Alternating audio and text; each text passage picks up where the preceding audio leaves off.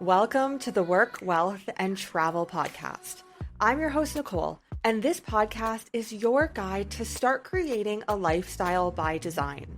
From entrepreneurship, money and finance, taxes and residencies, and everything in between, this show highlights the nuances of a true global citizen lifestyle. Let's dive in. Welcome back to the Work, Wealth, and Travel podcast. In today's episode, I sit down with Vance from My Latin Life. Since 2014, My Latin Life has been your trusted guide to traveling and living in Latin America. In this episode, we chat all things residency programs within Latin America, specifically in Paraguay. We talk about what banking and investing looks like as a global citizen and what it looks like moving from a digital nomad into a truly diversified global citizen life, where not all of your money or assets is in only one country. We also dive into the lifestyle perspective, meeting community on the road when you are traveling and when you are gaining different residencies and or citizenships across the globe. So let's dive right in. Vance, welcome to the Work, Wealth, and Travel podcast. So I'm so interested to dive into your international global citizen digital nomad lifestyle and what that lifestyle by design looks like for you. You run My Latin Life, helping other global citizens to get residencies, citizenships, and the whole nine yards, especially throughout Latin America. So Vance, let's kick it off. If you don't mind sharing a little bit about how you got into this space and what your expertise is. Yeah, for sure. So, there's definitely parts that don't get revealed as a semi-anonymous character.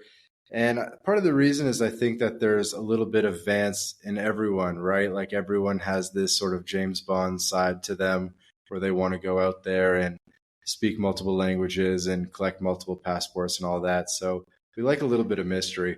But the origin story was really around escaping winter. And after reading the 4 Hour Work Week, so I read the 4 Hour Work Week quite early on, actually before Tim Ferriss's second book even came out. The second book was the 4 Hour Body. And I read the 4 Hour Work Week before the 4 Hour Body even came out because I remember he was talking about like the book launch process on his blog and stuff. So this must have been 2009, give or take. So I kind of had a roadmap to geo arbitrage, making money online, leveraging virtual assistants, just, being able to live places around the world and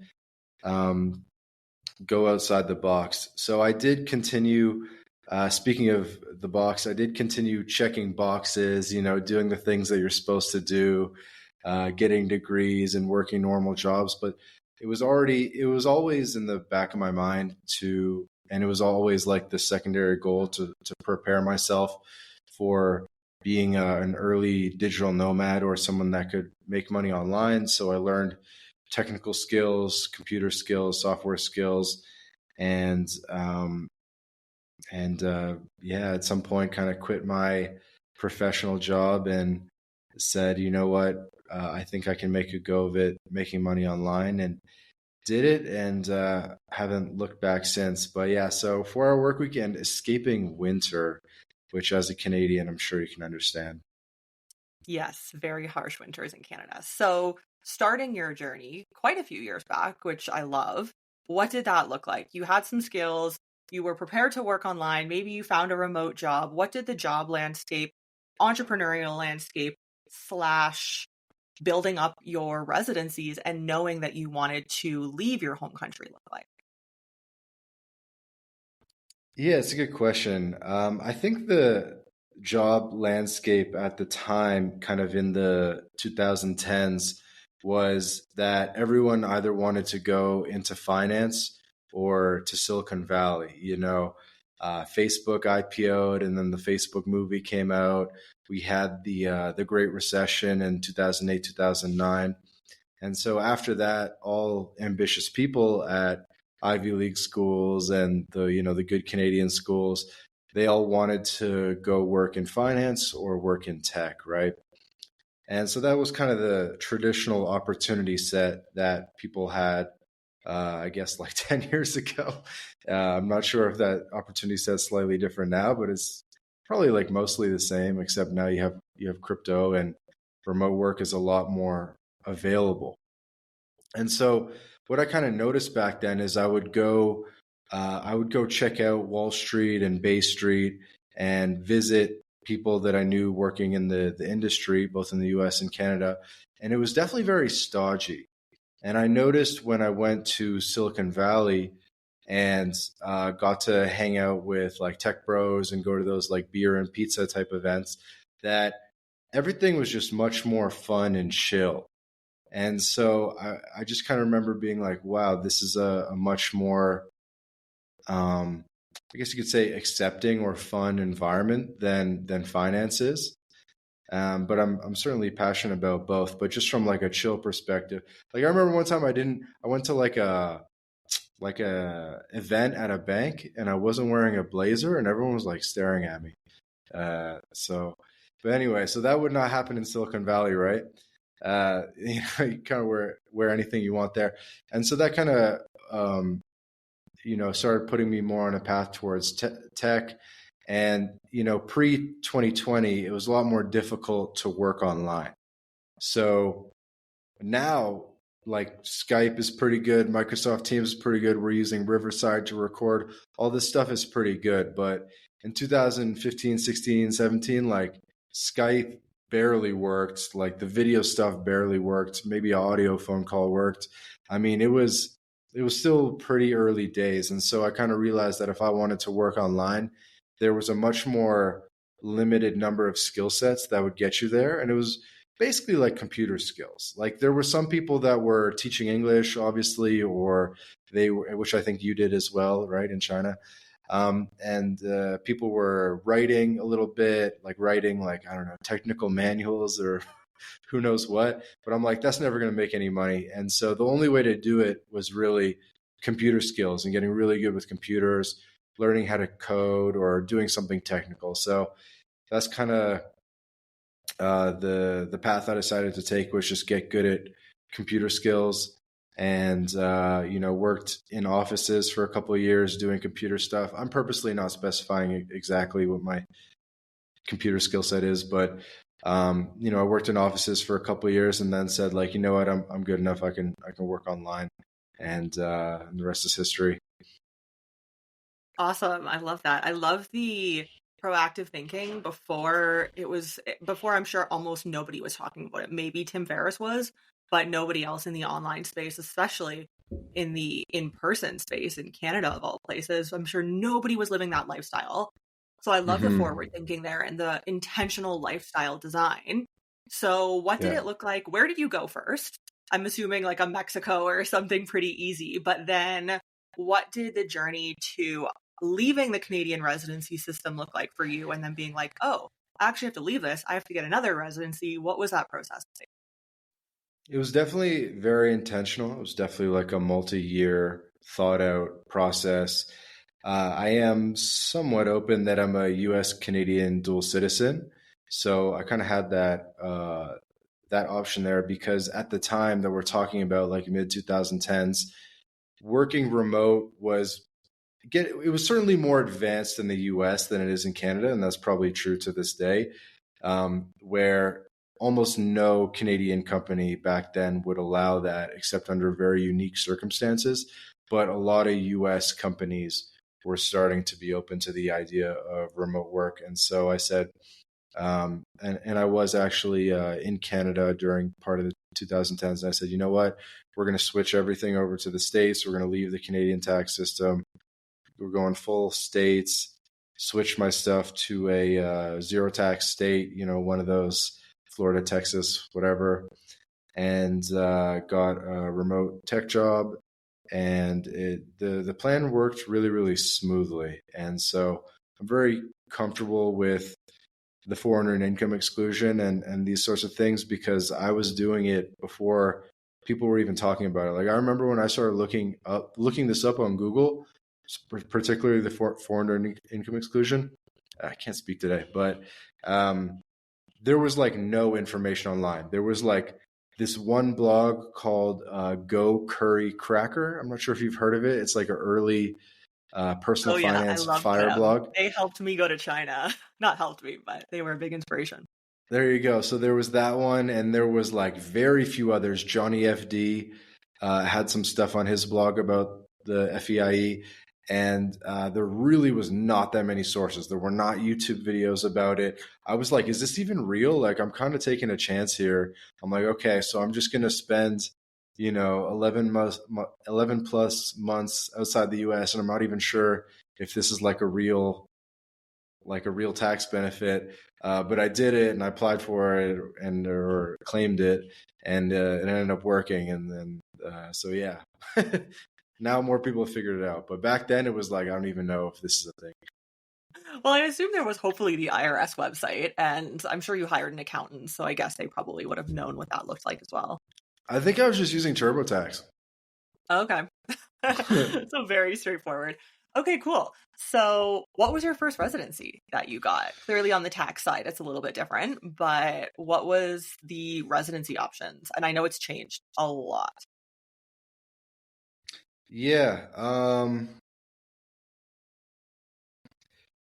So the way I kind of got into the residency and passport stuff was actually looking at the by descent stuff first, because as a US Canadian citizen, I was kind of like aware of this idea of passports by descent all my life because I was, traveling back and forth, visiting family and spending time in both countries. Like I said, Canadian American dual citizen. I have Canadian family, American family, and I have family that even brothers and sisters that they were entitled to one, but they only had the other. Like some of my family only had the Canadian passport, some only had the American passport, but a lot of them could get both.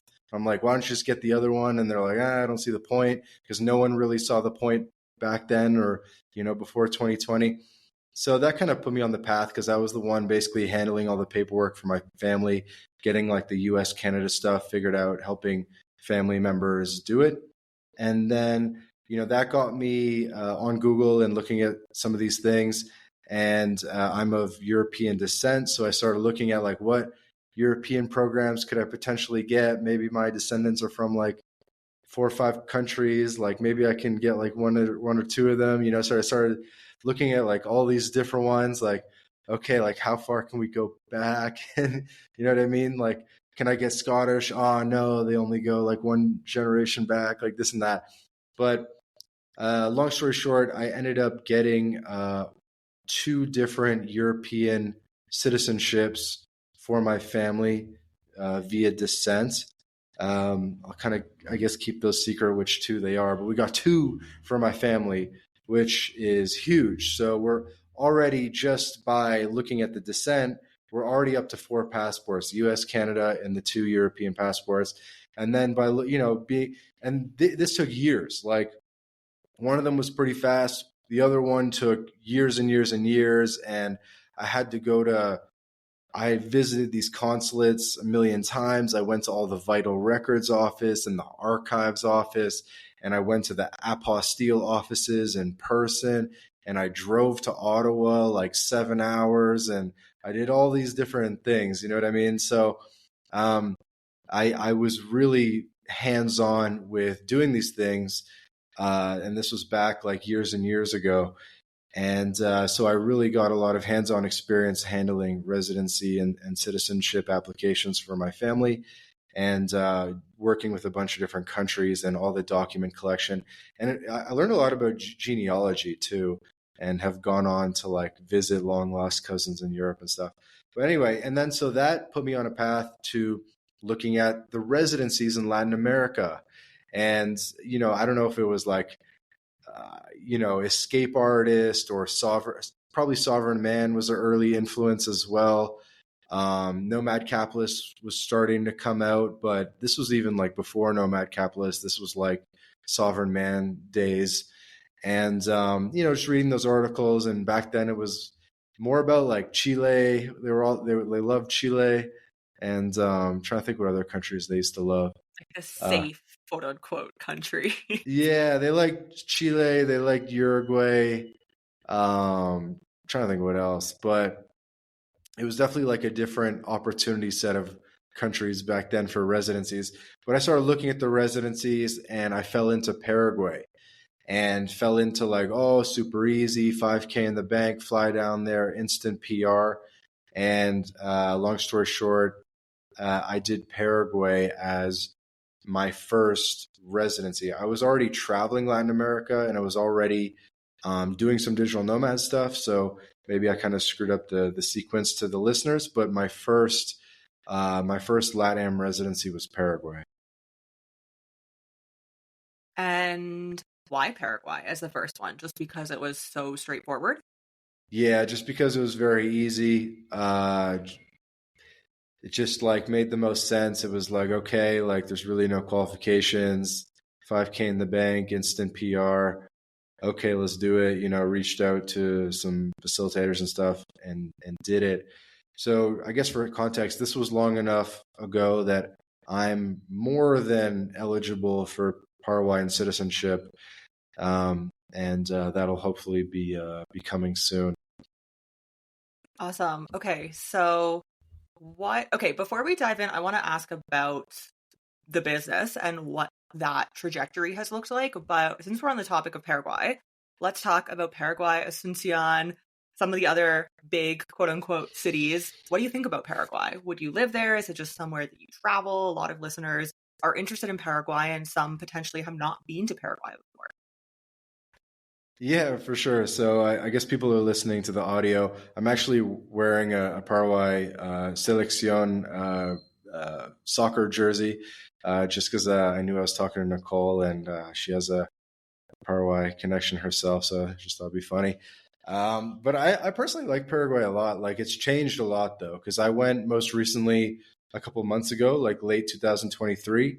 But I when I first went like 5 years ago, it was a very different place. When I first went 5 years ago, I was literally the only gringo.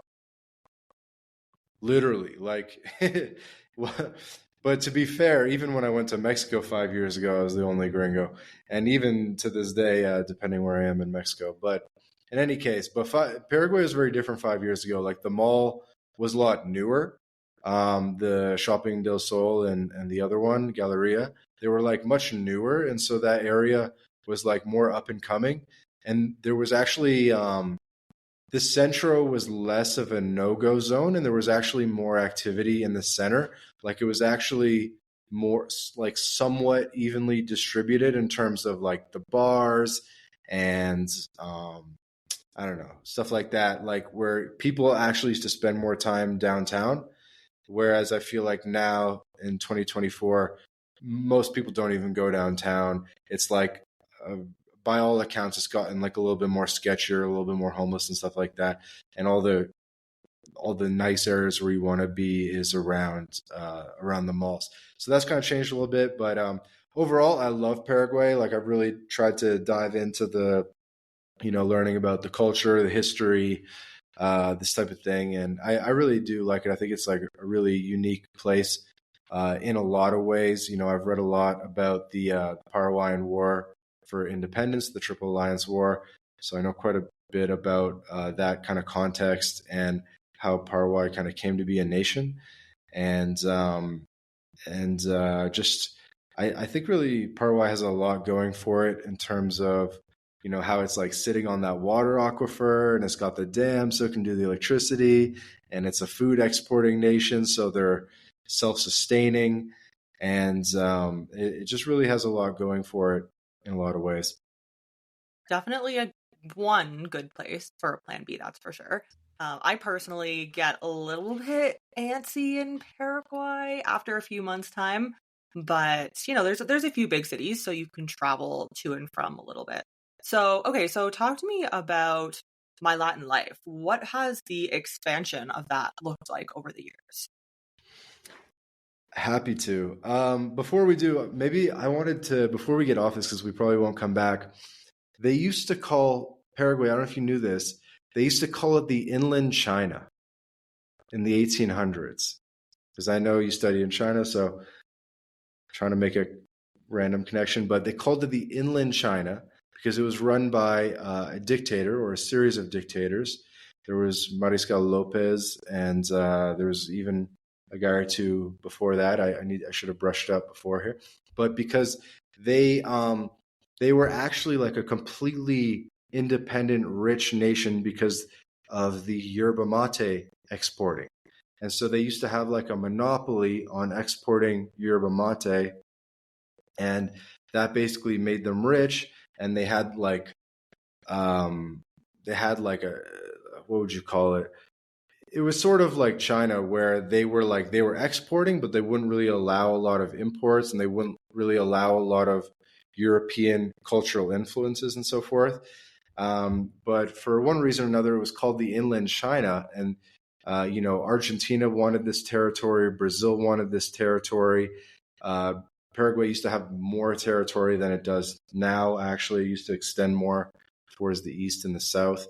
And they really did a good job, a really honorable job of sort of defending this territory that could have easily been swallowed up by Brazil. There's a lot of these like subplots too, because Brazil was backed by the British Crown, and then Paraguay was sort of backed by the Americans because America had just recently, gone independent from Britain, and America was sort of um, somewhat defending these like independent nations in Latin America to basically like reduce European colonial influence.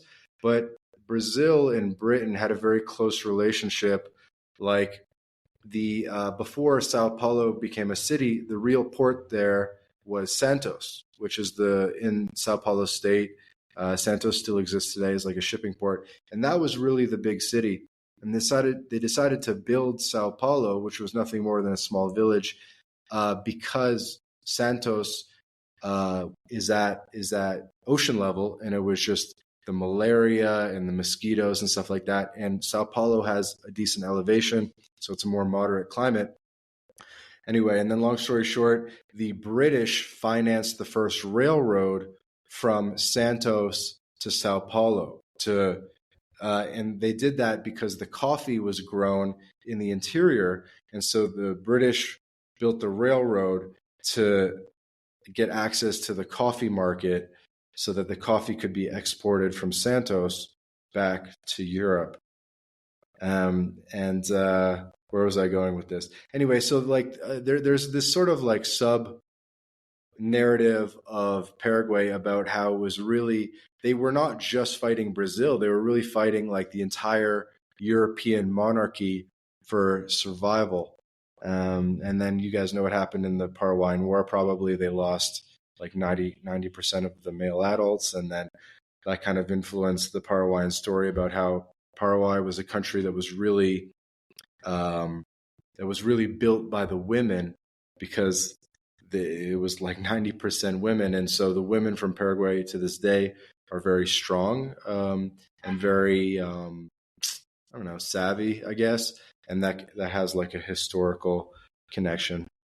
Are you interested in becoming a global citizen and living a lifestyle by design in a country that aligns with you? If this is a lifestyle that you're seeking to create, we can help.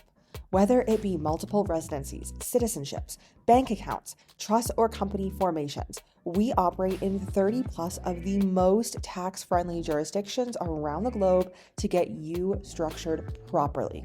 Head to the link in the show notes to learn more and to get your global citizen journey underway today. Yeah, I love that little history lesson. Thanks for that.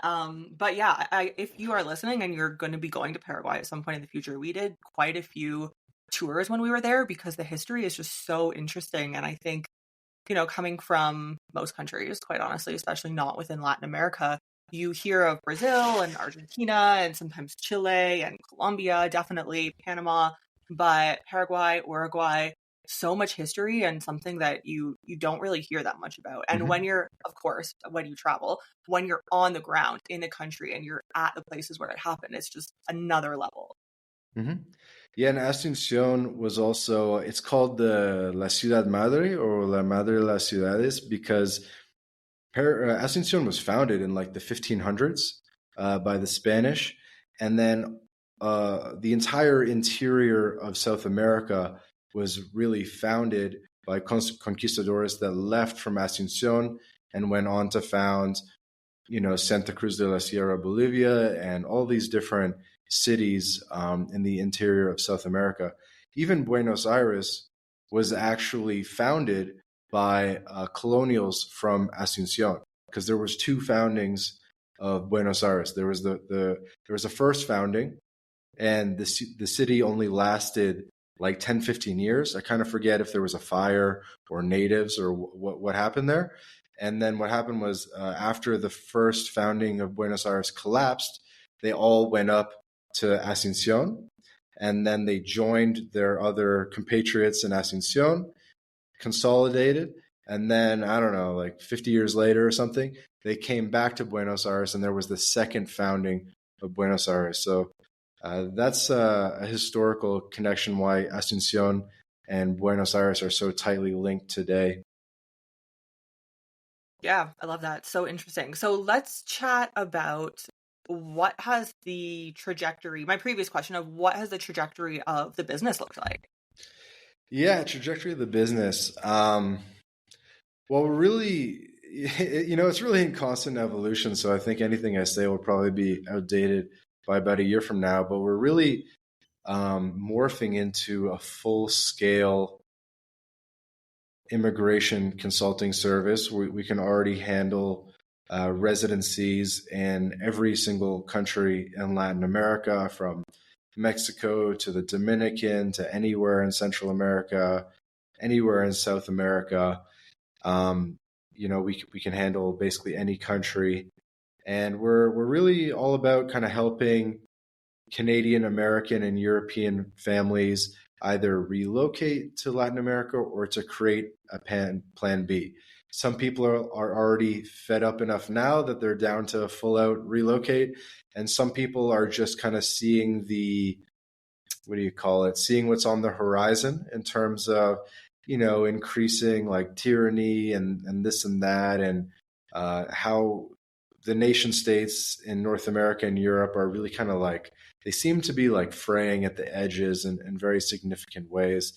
And so some people are just kind of still down with the idea of staying there, but they maybe for one reason or another, kids in school, whatever it is, but they want the plan B. So whether you're relocating or plan B, that's like the general archetype of people. But yeah, it's like full scale immigration consulting and relocation services. Love that. Yeah. It's so interesting to see the trajectory of people because I find some people, they just want to get out and they want many options, not just a plan B, but some people want to stay, but they know where the trajectory is going. They can see it. And so they want to get started on those backup options now, not necessarily use them, but have some options in the back pocket. So you and I did a podcast. I was in Paraguay, so that was probably about 3 months ago now. And we dove into the back end of what my banking and investments and retirement looks like. So I'm Mm-hmm. curious what that looks like for you. Of course, you're tied to the US, so it's going to look a little bit different for you, but I'm curious living a very global lifestyle, what banking, retirement options, what that has looked like for you and investments. Yeah, definitely. I guess shout out to, we have our podcast, the My Latin Life podcast as well, 150 plus episodes. Nicole, after you listened to your second appearance, did you go back and re-listen to it just to check if you were like giving away too much sauce? Honestly, I can never listen to any podcast that I record. Once it's done, I will never listen to it again. I feel like some people, they love hearing their voice and they want to listen again and again. And some people, I just can't listen to my voice again. Yeah, I know what you mean. I know what you mean. Well, it's definitely a good one. So I encourage people to listen to it. So I guess to address your question directly, how do I handle my stuff? Um, I would say definitely the majority of my money and assets and investments are in the U.S. I think that's actually a great strategy for Americans because the US is like largely a black box where, if you're an expat living in Latin America or elsewhere, it does make sense to do similar to what I'm doing and just leaving a lot of your money in the States because it's kind of a black box and um, other nations for the most part can't even like pierce that veil and look into the US. But I do, of course, have some investments in money in bank accounts outside the US. I think that that's obviously very important. So I have a Paraguay bank account that I use pretty like on like a weekly basis because I have to pay my Paraguayan lawyers. I have some passive income assets in Paraguay, and then what's funny is like people will pay me in U.S. dollars for my Paraguayan residency services, and then I pay my Paraguayan lawyers with money generated in Paraguay from my passive income there, and so it's like kind of a funny thing. Um, but yeah, I don't have anything in Canada anymore, which you might be curious about. So I basically have like nothing in Canada anymore. I think I have, one or two bank accounts with very little money and one or two credit cards with very little activity just to kind of like have it open. And e-transfer in Canada, for anyone that doesn't know, is like pretty baked into the Canadian social fabric. So you don't want to lose e-transfer. It's like kind of how we like send money to our buddies and stuff in Canada. So um, it's good to maintain Canadian bank accounts for that. But that's pretty much all I have it for is like e-transfer and Canadian buddies. So really mostly the US and then some expansion to Latin America and more expansion to come because I think that's kind of the part of the stages of progress from being like a digital nomad to an expat to like a more solid expat is you start getting more involved in the local communities or you start buying property and making local investments and stuff like that. So I'm kind of like entering that next stage, if you will, where I'm kind of moving past being a digital nomad into like a more long-term expat that's going to have more presence in Latin America. Yeah. Okay. Well, thank you for sharing that. And it's so interesting to me because, of course, being American, you're always tied to that system. So when you asked me, I think my answer was the whole hour-long podcast because what I described in your podcast, and go check it out, My Latin Life, if you haven't already, it's what I like to call is it's playing the game because I am not American, so I'm not in that system for the most part, personally. And I need to get out of the Canadian system for the most part because I'm no longer a resident. So you really have to figure out these workaround options. Whereas the disadvantage of America is that you're tied to America, but the advantage is that you are tied to America. So you have that advantage to a degree. Now, what I assume your investments are for the most part in the US. Yeah, most of my stuff's in the US. It's, probably nothing groundbreaking. It's just kind of what makes the most sense for Americans is just America had, you get the 5% or even right now I'm getting 5.5% return on cash with Wealthfront. So that's pretty chill and pretty boring stuff for the most part, ETFs and this and that. But yeah, mostly US, but obviously it's important to have, uh, a significant portion outside the US as well, just for diversification purposes. And I assume when you can, you would open up additional bank accounts. So Wise potentially in a different country or any of these fintech banks or a Zappo, if possible, you would open up just for diversification. Yeah, definitely. I think I have a harder time. I find like I have a pretty easy time opening bank accounts. Maybe I have better luck than other people, but I have a hard time maintaining them and having them not friggin' deactivate because they're so Latin American bank accounts can be very annoying to log into.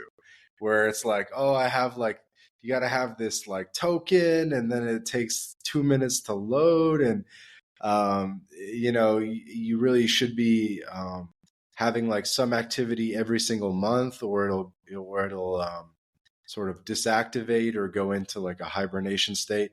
So that's probably one thing I need to tune up. Like I definitely have bank accounts in like 5+ countries.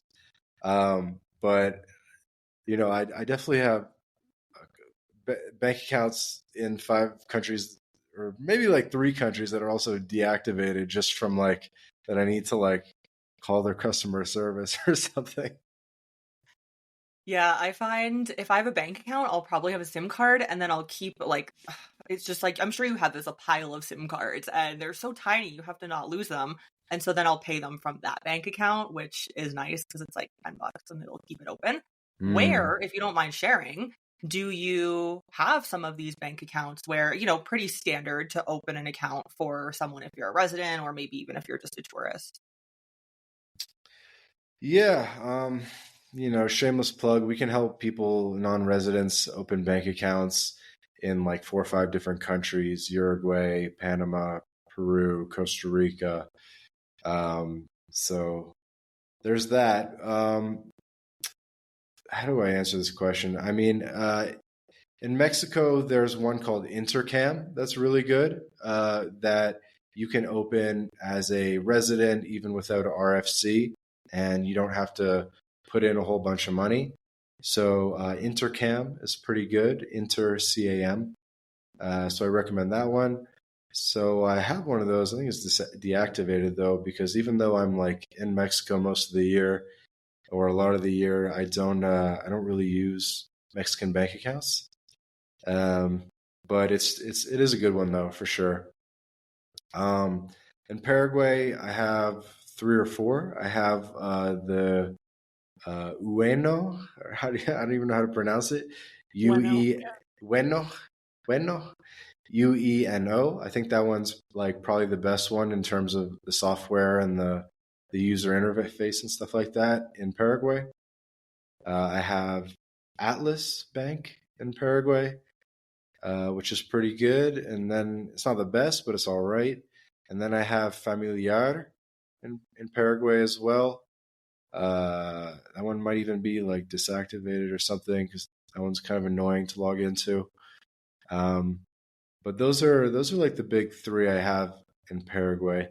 I think there are certain banks in Paraguay where you can open with just a cedula basically, or just a cedula and a RUC.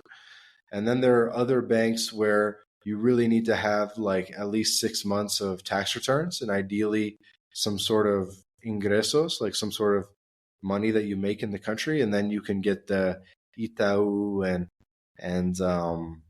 maybe like for the other ones, Banco General or whatever. Maybe that's Panama, but like there are other ones in Paraguay that you can get if you have more activity as well. But honestly, I found them pretty good, especially because they do have low limits, which I know you've talked about on your podcast, like how you can only like bring in like roughly $1,000 a month into these bank accounts.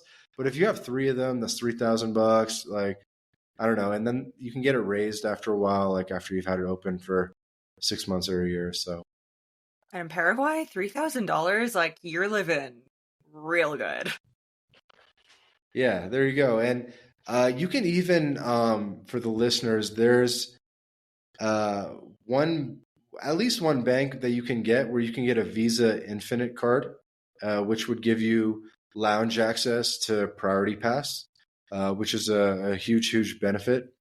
So, for non-Americans that might normally not have access to VIP lounges and stuff like that, I'm starting to notice that a lot of LatAm countries are starting to get these Visa Infinite cards that'll give you Party Pass. So that we have banks where that would be possible in Panama and Paraguay, and I'm sure there's many others as well. Yeah, definitely other countries are wanting to join the party, I guess, so to speak. So, one of my last questions for you is surrounding community. Living this lifestyle, I know you've been in one place for a while now, but when you travel or when you are traveling throughout one Mhm. country, what does building a community of like-minded global citizens, entrepreneurs, what does that look like for you?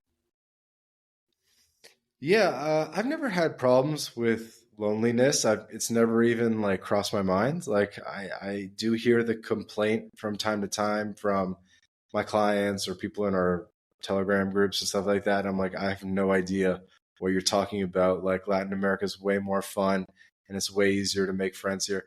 I'm more lonely when I go back to Canada, the US, and it's like impossible to get like 7 people together for a dinner back in Canada because I don't even know. People just love declining invitations to things. Um, so I feel like without a doubt, the social life is way more poppin' in Latin America, both among bros that are down to hang out, and then obviously from a dating perspective. In terms of also like joining leagues, I find just like joining leagues is a lot easier in Latin America. Whether you want to play like tennis or soccer or basketball, you can basically just like rock up and like join a league and stuff. Whereas I found there's like more bureaucracy doing that in Canada, the US, and it's like, oh, you missed the enrollment window and like all this crap. And it's like way more expensive. Um, so, I mean, I bounced around a lot, but you know, whether I'm in a digital nomad hub or more of like a off the beaten path tier B type city, I've really like never experienced loneliness or lack of community or anything like that. I think if people really, really want to optimize for community, the best thing to do is, well, I have a lot of thoughts on this, but I'll give you one hack is like if you're a beginner aspiring digital nomad and you don't know where you're going to get community from, book a private room in a hostel. So that way it's not like if you're Airbnb, you're kind of by yourself, right? But if you do a private room in a hostel, you got your private room, so you kind of got some privacy, but you're like surrounded by travelers, and being surrounded by travelers, especially early in your journey, is good because it starts to make it seem relatable. And they're not all backpackers. Like you go to a hostel, there's really not all broke backpackers. There are digital nomads. There are people that are just they're like people with all these different stories, right? So I think a private room in a hostel is actually pretty underrated. It's often a lot cheaper than a hotel, and you get like some built-in like people to hang out with, and usually there's tours and stuff. Um, for example, like if you go to a this is a random thing, but a lot of the uh, a lot of the hostels have relationships with the big nightclubs, and so you'll get like if you book a hostel and the hostel's whatever private room, $45 a night, and then you'll get like free entry and a free shot to a nightclub that would have otherwise cost you like $20 to get in and have a beer or whatever. So it like almost pays for itself just on that. And then they have all these other events, whether it be like tours that go around the city, like the sightseeing bus or the walking tour, or discounts on scuba diving, whatever. So you get like all these like tours and activities built into. So it's a good way to start for a lot of people. Yeah, I totally agree. And I think Selena, if it's in a place, I mean, they're in pretty popular cities for nomads, but that is Mm-hmm. a really awesome one and really nice too. They'll have co-working and just like to the nines in terms of hostels. Yep. So I'm curious, just from a conversational level, your partner is not from your home country, is from a different country, as is mine. And I'm curious, did you meet them throughout this lifestyle somewhere along the way? What has that looked like in terms of actually having a romantic relationship? I will say one thing though is actually like a lot of people along the way have met my girlfriend and stuff. So like in the past year or whatever in different countries. So she'll travel with me, and I don't know. I think like traveling as a couple is fun too, and I guess that's your vibe these days for the most part. That has actually always been my vibe, and not on purpose, not intentional at all. My partner and I, we met in China and when we both lived there, and then yeah, I never really solo traveled. So that's why I don't really speak on solo travel, especially solo female travel, that much, because it's not really something that I know about. But Right. the reason I asked is because in terms of community, I find, and I know some other single solo female nomads or expats, and it's a lot different when you're traveling with a couple versus when you're traveling alone, because it's so, and I think that's, why you said I never feel lonely. Neither do I. But a lot of women that I speak to, and I'm sure you could probably speak more to men, they feel like they do need to be in the party hostel or always be meeting people. Otherwise, they're missing out on everything because they're just sitting at home alone. And so it's a very different vibe, whether you're traveling often or whether you're in a country for 6 months or 1 year and then you leave. Not that I have personally experienced, but I have heard from others who have an opposite perspective that it is a very different lifestyle. Yeah, I mean, I think there's definitely a couple things I could say to that, but in some ways, I think when you're traveling as a couple, you might actually even be more isolated than an individual because the individual has to put themselves out there in order to like get things going. Where when you're like an isolated couple, it's pretty easy to just like buy ice cream and go for walks and like that's the day, right? And you don't necessarily stumble into a lot of adventures. So like it kind of works both ways. Like, one thing I'll see is like, I'm sure you've seen this where you'll just see like three French dudes or German dudes, and they're clearly like they're like best friends from home, and they're traveling together.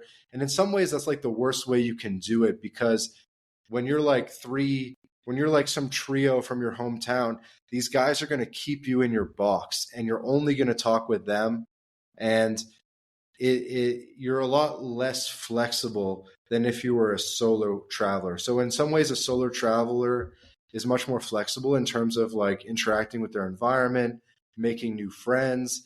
Like if you want someone to talk to, you really got to make friends. You got to put yourself out there. Whereas when I see groups of like three dudes from their hometown, they're just kind of like whispering with each other and like not really like doing anything. And I'm like, man, you're not like, it's not like how it's done. You know what I mean? So, I mean, I think it's important to do like a well-rounded traveler would do a bit of everything. Like 1 month they're doing solo, 1 month they meet up with the buddies, 1 month they get a girl to tag along with them, right? So I think that's going to be the most well-rounded traveler, and I've kind of done a little bit of everything, I guess, at this point. Yeah, I totally agree with what you said at the beginning, where in a relationship, it's so easy to just be like, okay, it's just us, so we're going to go for a walk and we're going to go to the store. And then, work takes up a significant portion of the day as well. So yeah, you definitely do have to put yourself out there in regards to that. But I think on a everyday scale, in my opinion, it's been less lonely. But if you want to go out there and actually meet people from that country, you really do have to put yourself out there. And that's where I think, similar to what you said, it sounds like if you're looking for sports groups, you're in Facebook groups and WhatsApp groups. I find WhatsApp groups are so much better because people are really engaged. And now I'm in like a million WhatsApp groups and they're all going off and I'm not even in that country, but I stay there. But yeah, no, this has been really interesting, Vance. So thank you for being here. And where can people find you online?